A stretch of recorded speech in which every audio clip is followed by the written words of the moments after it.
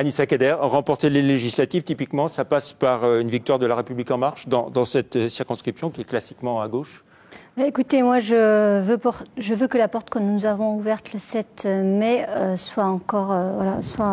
reste ouverte. Peut-on raisonnablement imaginer le blocage de la France après le 19 juin? Vous entendez ce qui vient d'être dit. Je tiens aussi à préciser, donc j'ai toujours voulu m'engager dans ma vie. Ma vie de ma commune. J'ai attendu d'être élue pour m'investir dans ma ville.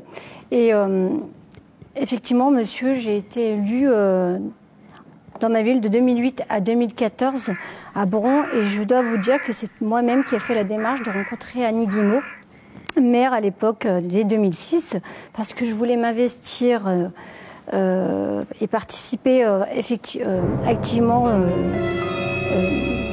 Voilà. Je voulais participer, et il se trouve effectivement en 2008, peut-être pas comme vous, mais Madame Guillemot avait ouvert sa liste à la société civile, nous étions de mémoire je crois 8, et des personnalités donc civiques, et m'a proposé de la rejoindre en conseil municipal pour... Alors on va parler éducation nationale, et notamment avec la proposition d'Emmanuel Macron de diviser par 2 le nombre d'élèves en classe de CP et CE1 dans les zones d'éducation prioritaire. Anissa Kader, comment est-ce qu'on fait parce qu'il faut créer beaucoup plus de classes, évidemment.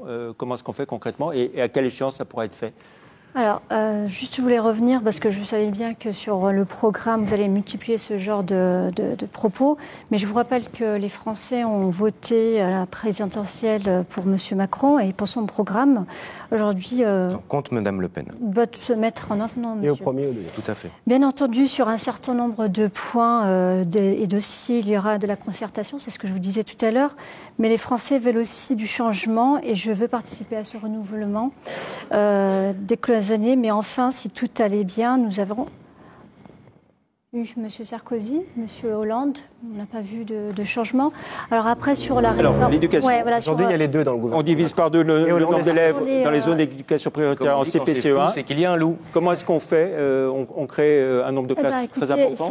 Et à quelle échéance? Voilà, alors l'échéance, on ne va pas se mentir, on ne va pas commencer tout de suite. Après. Derrière, vous me dites, c'est 12 enfants par classe. CP, CE1, très bien. Alors vous m'expliquerez en 3 mois comment vous construisez les écoles ou les classes supplémentaires. Il y a simplement un code des marchés publics, accessoirement. Il y a des procédures, il y a des études à mettre en place. En 3 mois, de nouvelles écoles, monsieur. Alors comment vous faites pour diviser la classe en 2? Par exemple, il me semble... Comment vous faites pour diviser la classe en 2 alors? Vous mettez des paravents. Alors, moralisation de la vie politique, j'ai une question toute simple. Ouais. Est-ce que, par exemple, vous souhaitez la suppression de la réserve parlementaire?